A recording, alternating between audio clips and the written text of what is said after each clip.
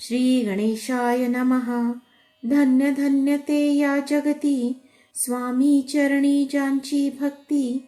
त्यासी नाही पुनरावृत्ती, पद पावती कैवल्य. निर्विकार स्वामी मूर्ती, लोका चमत्कार दाविती. काही वर्ष करोनी वस्ती, मंगळवेढे सोडिले. मोहळा माझी वास्तव्य करीत, आप्पा टोळ झाले भक्त.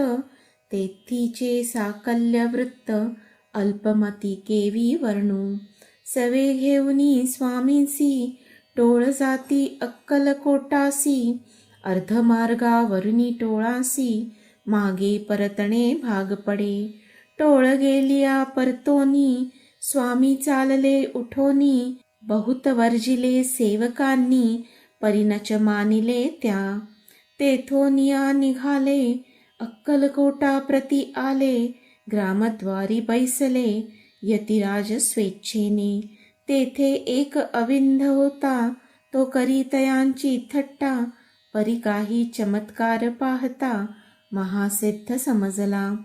पूर्व पुण्यास्तव निश्चिती, आले चोळाप्पाचे गृहाप्रती. स्वामीसी जाणुनी ईश्वरमूर्ती, चोळाप्पा करी आदर.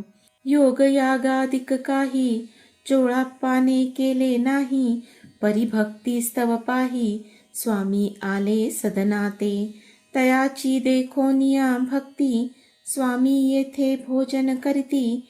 तेव्हा चोळाप्पाचे चित्ती, आनंद झाला बहुसाळ. तैपासुनी तयांचे घरी, राहिले स्वामी अवतारी. दिवसेंदिवस चाकरी, चोळाप्पा करी अधिकाधिक. तेव्हा राज्यपदाधिकारी, मालोजी राजे गादीवरी. दक्ष असोनी कारभारी, परमज्ञानी असतीचे.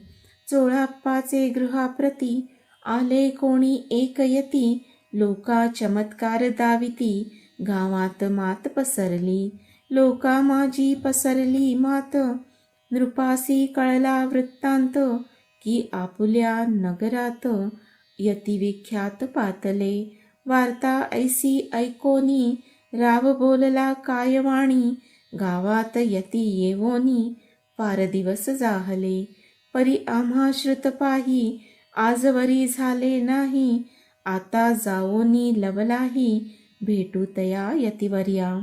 परी ते केवळ अंतर्ज्ञानी, ऐसी वार्ता ऐकली कानी.